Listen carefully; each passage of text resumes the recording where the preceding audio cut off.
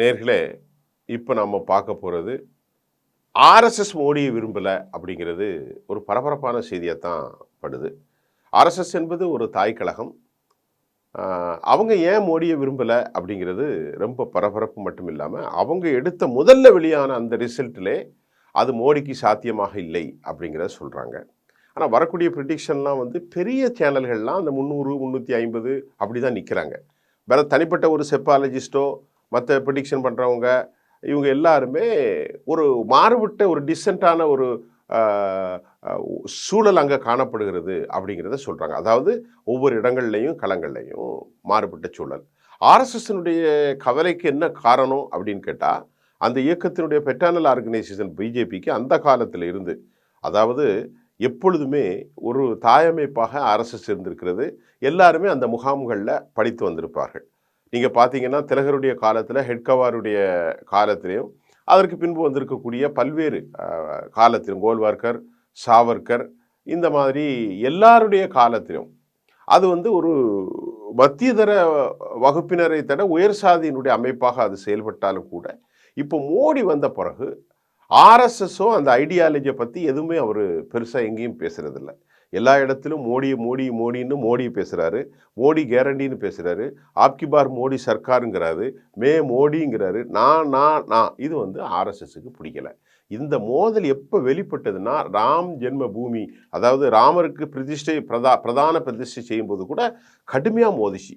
கடைசியில் கடும் வாக்குவாதம் நடத்தி அந்த இடத்துல மோகன் பகாவத்தை உட்கார வைத்ததையும் நாம் வெளிப்படையாக பார்த்தோம். ஏன்னா எல்லா இடத்துலையும் நான் தான் இருப்பேன். நம்ம தமிழில் ஒரு பழமொழி சொன்ன மாதிரி, கல்யாண வீட்டில் போனாலும் மணமகனாக இருப்பேன், மற்ற இடத்துல போனால் வேறொரு நிலையில் இருப்பேன்னு சொல்லுவாங்க, ஒரு ஒரு பழமொழி. அப்படிப்பட்ட ஒரு விவகாரத்தில் மோடி எல்லா இடத்துல ஒரு ட்ரெயினை வந்து தொடங்கி வைக்கணும்னா ரயில்வே துறை மினிஸ்டர் வரமாட்டார், மோடி தான் வருவார். ஒரு சிலையை திறந்து வைக்கணும் மோடி தான் வருவார். ஒரு கப்பலை திறந்து வைக்கணும் மோடி தான் வருவார். நாட்டுக்கு அர்ப்பணம் பண்ணனா மோடி தான் வருவார்.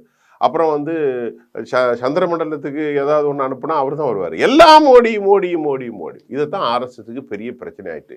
ஆட்டை கடிச்சு மாட்டை கடிச்சு இவர் வந்து நம்மளை கடிக்கலாம். மனுஷன் 10 வருஷத்துக்கு மேலே ஆட்சி பண்ணி நம்முடைய அடையாளங்களை இல்லாமல் மோடி மோடின்னு வந்துட்டு, அப்படிங்கிறது தான் இன்றைக்கி வந்திருக்கிற செய்தி. அந்த செய்தியில் என்ன சொல்லுது அப்படின்னு சொன்னோன்னா, அது ஒரு பெரிய சேனலுடைய ஹிந்தி மொழியாக்கும். அதை நான் தமிழில் உங்களுக்கு தரேன். அந்த சேனல் என்ன சொல்லுது அப்படின்னு கேட்டிங்கன்னா, மறுபடியும் மோடி வந்தால் இவங்க 2 பேருடைய வந்து அதிகாரம் எல்லை மீறி போகும். 2 பேரும் மோடியும் அமித்ஷாவும் நமக்கு எந்த ஒரு பிரச்சனையும் இல்லை அப்படின்னா ஆர்எஸ்எஸை தாண்டி பிஜேபியினுடைய உயர்மட்ட தலைவர்கள் அஞ்சுவதாகவும் கூட அந்த டெல்லியிலிருந்து வரக்கூடிய ஹிந்தி சேனல், பெரிய பிரபலமான சேனல், தனது செய்தியை வெளியிட்டிருக்கிறது.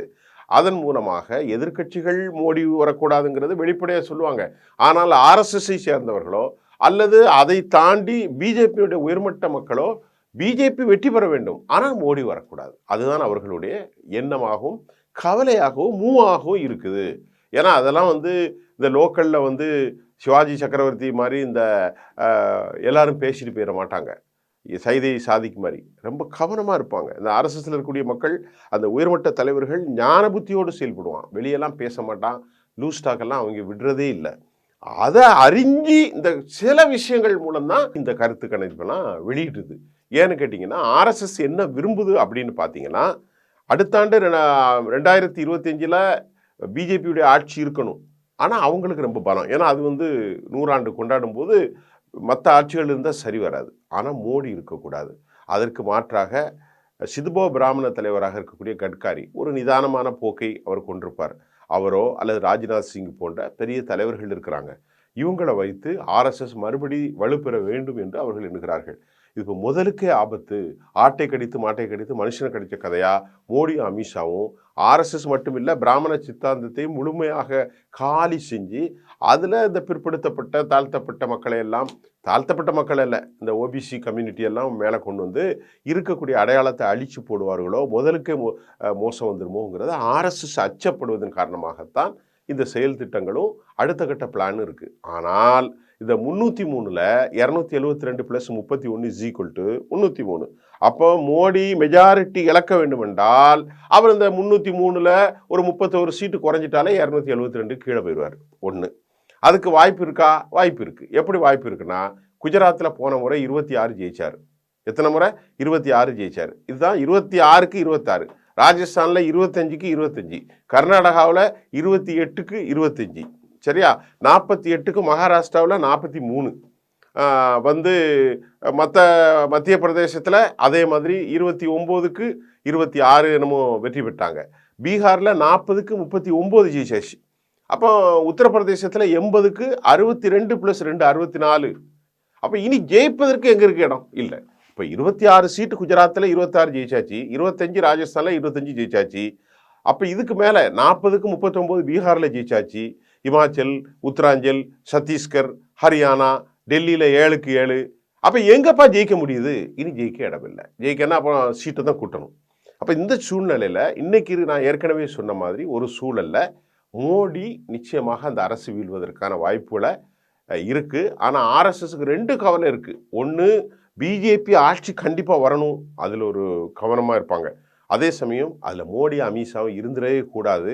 இது அடிப்படைக்கும் சித்தாந்தத்திற்கும் ரொம்ப பிரச்சனை ஏற்படுத்தி தன்னை முற்படுத்துவதற்கு அது விரும்பாது. அந்த அடிப்படையில் அவங்க இந்த விவகாரத்தை கவனமாக அணுகுவாங்க. மற்ற ஆட்கள் மாதிரி மேடை பேச்சாளர் மாதிரி ஆர்எஸ்எஸ் பேசவே மாட்டாங்க. ஆனால் அது ஒரு கவனமான மூவ் இருக்குது. உண்மையிலே ஒன்று மட்டும் சொல்ல முடியுது, ஆப்கி பார் மோடி சர்க்கார் 400 அப்படிங்கிற வார்த்தை 400 வராது, 370 வராது, அவங்க 300 வராது.